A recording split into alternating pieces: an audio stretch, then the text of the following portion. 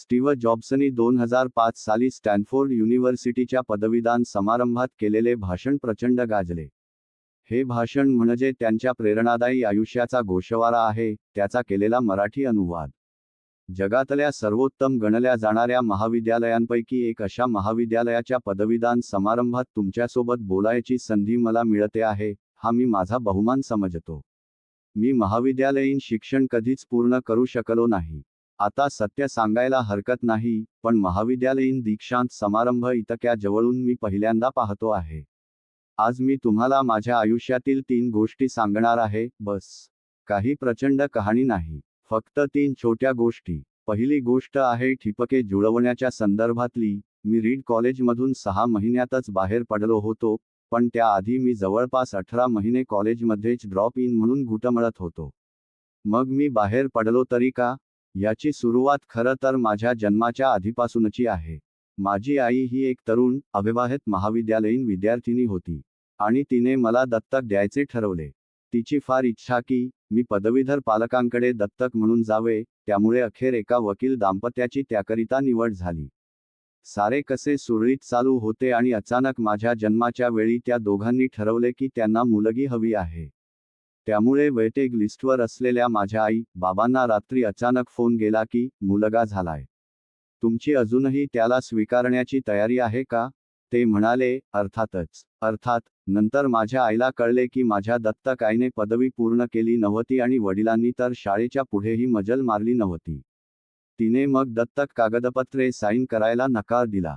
मग मला महाविद्यालयीन शिक्षणापासून दूर ठेवले जाणार नाही, या आश्वासनावरच तिने कागदांवर सह्या केल्या. 17 वर्षांनंतर मी खरंच कॉलेजला गेलो. मूर्खासारखे मी स्टॅनफोर्डसारखे महागडे कॉलेज निवडले आणि माझ्या दत्तक पालकांची मध्यमवर्गीय कमाई माझ्या शिक्षणावरच खर्च होऊ लागली. 6 महिन्यातच त्याची किंमत मला उमगेनाशी झाली.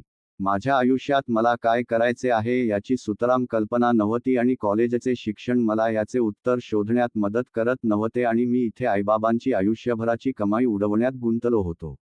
म्हणून मी कॉलेजमधून बाहेर पडण्याचा निर्णय घेतला आणि सुस्कारा सोडला. अर्थात, त्यावेळी हा छातीत धडकी भरवणारा निर्णय होता. पण आता वाटते की कदाचित हा माझ्या आयुष्यातील सर्वात चांगला निर्णय असेल. हा निर्णय पक्का झाल्याक्षणीच मी ज्या वर्गाबाबतीत उत्साही नव्हतो, तिथे जाणे बंद करून टाकले आणि ज्या वर्गामध्ये मला जाण्यात रस होता त्या वर्गांना नियमितपणे जाऊ लागलो. Young Steve jobs. हे सगळेच काही स्वप्नवत नव्हते. डोर्म मिळायची नाही, म्हणून मित्रांच्या रूम्सवर जमिनीवर झोपावे लागे. कोकच्या रिकाम्या बाटल्या देऊन मी 5 सेंट्स जमा करत असे आणि त्यातून जेवणाची तजवीज करत असे. दर रविवारी 7 मैल चालत जात असे, हरे राम हरे कृष्ण चे व्यवस्थित जेवण खायला मिळावे म्हणून. पण मला ते आवडत होते. माझी अंतःप्रेरणा आणि माझे कुतूहल यांनी मला जे काही सापडले ते पुढे आयुष्यात अनमोल ठरले. आता हेच पहा ना, रीड कॉलेजमध्ये त्यावेळेला बहुधा सर्वोत्तम असे कॅलिग्राफीचे सुलेखन वर्ग चालत. संपूर्ण परिसरात प्रत्येक भित्तिपत्रकावर, इतकेच काय अगदी खणांवर देखील सुंदर कॅलिग्राफी केलेली आढळे. मी तसाही ड्रॉप आऊट होतो आणि मला हे कसे करतात हे जाणून घ्यायचे होते, त्यातच मला माझे नियमित वर्ग करणे जरुरीचे राहिले नव्हते.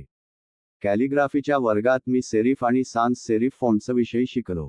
त्याच्याच बरोबर 2 अक्षरांमध्ये किती जागा असावी, अक्षरे सुशोभित कशी करावी याचेही ज्ञान मिळत होते. ते सारेच फार सुंदर, ऐतिहासिक आणि कलात्मकरित्या हळूवार होते. कदाचित शास्त्राच्या चिमटीत पकडण्यापलीकडले मी त्याने भारावून गेलो. या सगळ्याचा माझ्या आयुष्यात दुरान्वयानेही काही प्रत्यक्ष लाभ होईल असं मला स्वप्नातही वाटलं नसतं.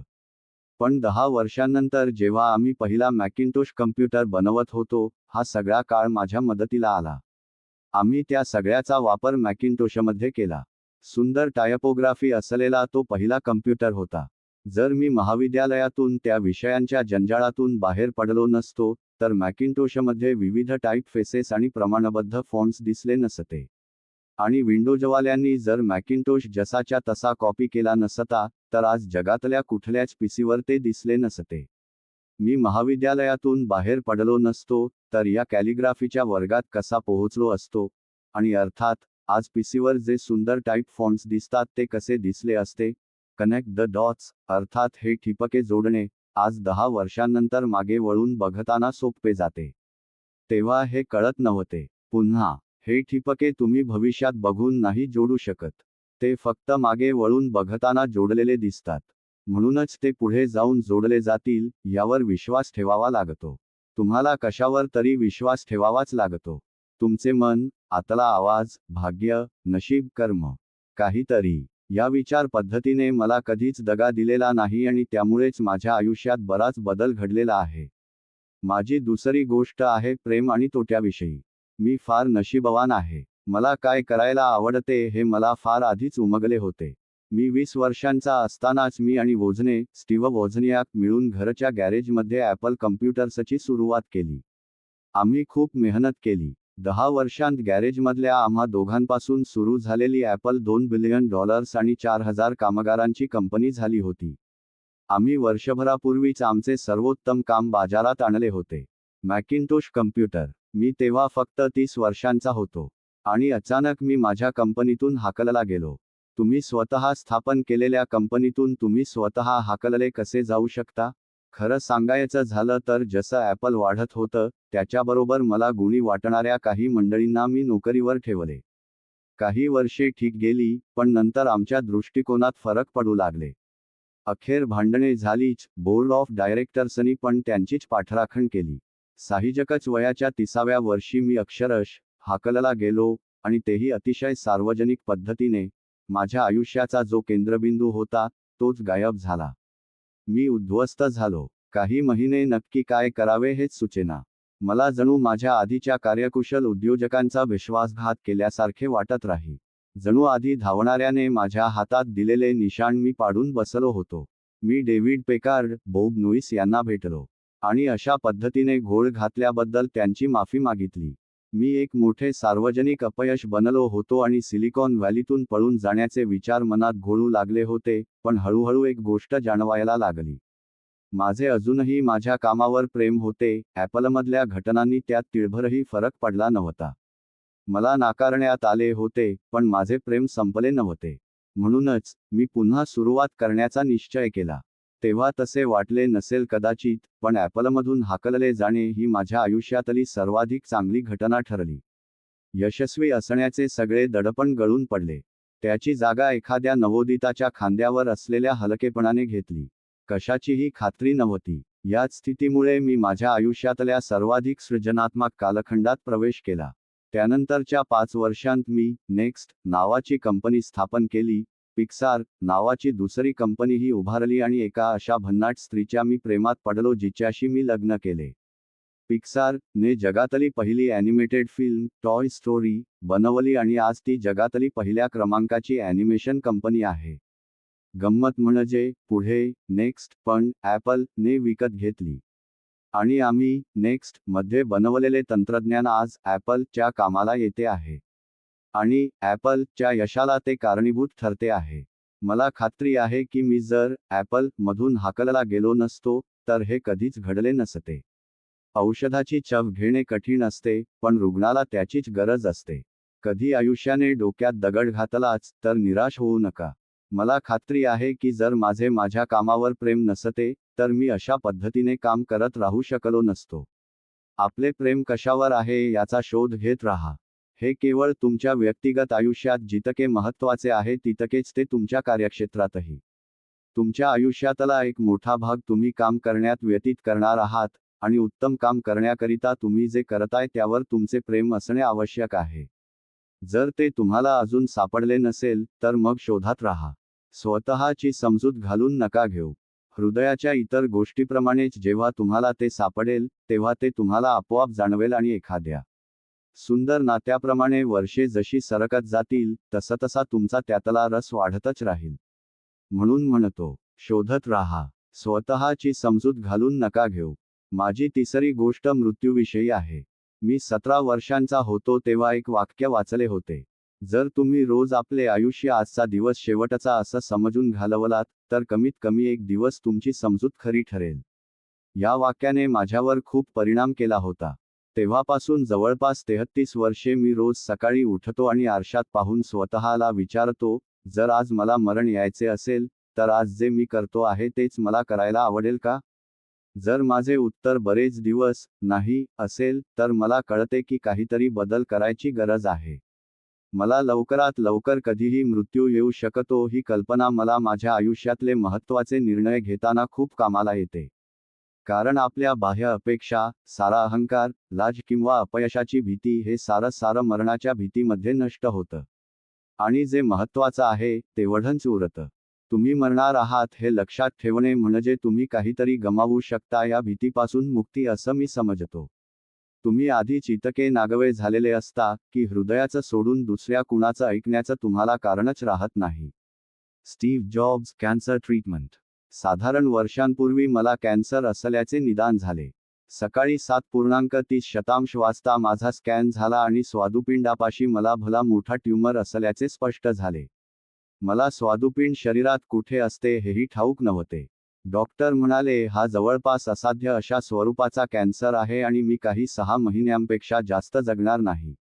डॉक्टरने मला घरी जाऊन साऱ्या गोष्टींची आवराआवर करायला सांगितले, म्हणजे दुसऱ्या शब्दात तो मला मृत्यूसाठी तयार राहायला फरमावत होता. याचाच दुसरा अर्थ म्हणजे पुढच्या 10 वर्षांत तुम्ही आपल्या मुलांना ज्या 4 युक्तीच्या गोष्टी सांगणार होता, त्या सांगायला आता तुमच्याकडे फक्त 6 महिने आहेत. याचाच दुसरा अर्थ म्हणजे सगळी बटणं लावून तयार राहा. निरोप घ्यायची वेळ आलेली आहे. त्या निदानासोबत मी एक दिवस घालवला. त्या दिवशी संध्याकाळी माझी बायोप्सी झाली. त्यांनी माझ्या घशावाटे आणि पोटातून आतड्यात एंडोस्कोप घुसवला. माझ्या स्वादुपिंडात सुई खुपसून त्यांनी तिथल्या पेशी काढल्या. मला अर्थात भूल दिली होती, पण माझी पत्नी म्हणाली की जेव्हा डॉक्टर्सनी त्या पेशी सूक्ष्मदर्शकाखाली पाहिल्या, तेव्हा ते आनंदाने रडू लागले. माझा कॅन्सर अतिशय दुर्मिळ असला तरी शस्त्रक्रियेने तो बरा करता येण्यासारखा होता. माझ्यावर शस्त्रक्रिया झाली आणि मी आता ठणठणीत बरा आहे. ही माझी मृत्यूशी झालेली सर्वात जवळची आणि बहुधा अजून 2 दशक तरी टिकेल अशी ओळख. आत्ता मी याविषयी एवढ्या अधिकारवाणीने बोलतो आहे, त्याचं कारण या एका उपयुक्त कल्पनेचं या अशा ओळखीत झालेलं रूपांतर. मरण कुणालाच नको असतं. अगदी ज्यांना स्वर्ग हवा असतो त्यांचीही त्याकरिता मरण्याची तयारी नसते. तरीही मरण हे आपल्या सगळ्यांना एकत्र करणारच आहे.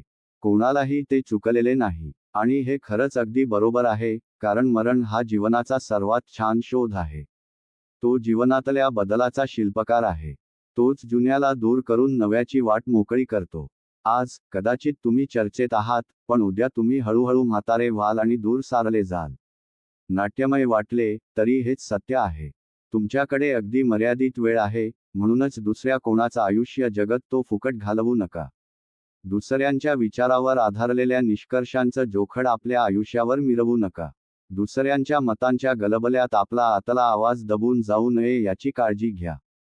आणि सर्वात महत्त्वाचे, आपले हृदय आणि अंतःप्रेरणा यांचं ऐकायचं धाडस सदैव दाखवा. त्यांना जवळपास नेहमीच तुम्हाला काय बनायचे आहे याची कल्पना असते. बाकी सगळे दुय्यम आहे. जेव्हा मी तरुण होतो त्यावेळी होल अर्थ कॅटलॉग नावाचे मासिक प्रसिद्ध होत असे, जणू आमच्या पिढीचे बायबलच. इथून जवळच मेन्लो पार्क इथे राहणारा स्टेवर्ट ब्रांड नावाचा रसम ते काढत असे आणि त्याने आपल्या कविप्रवृत्तीने ते मासिक सजवले होते. ही गोष्ट 1960ची, पर्सनल कम्प्युटर किंवा डेस्कटॉप पब्लिशिंगच्या खूप आधीची. साहजिकच, हे मासिक पूर्णपणे टायपरायटर, कात्री आणि पॉलोराइड कॅमेऱ्याने बनवले जाई. जणू पेपरबॅक फॉर्ममधले गुगल. आणि तेही गुगल येण्याच्या 35 वर्षे आधी. खूप आदर्शवादी, नेटके आणि नव्या कल्पनांनी भारलेले. स्टेवर्ट आणि त्याचे सहकारी भरपूर वर्षे त्या मासिकाचे अंक काढत राहिले आणि जेव्हा त्याचा प्रवास संपला तेव्हा त्यांनी त्याचा शेवटचा अंक काढला. 70ची मध्यान्ह चालू होती आणि मी तुमच्याच वयाचा होतो. त्या शेवटच्या अंकात शेवटच्या पृष्ठावर एक गर्द रानातल्या रस्त्याचे चित्र होते. त्याच्या खाली लिहिले होते, भुकेलेले राहा, वेडे राहा, स्टे हंग्री, स्टे फुलिश. हा त्यांचा शेवटचा संदेश होता.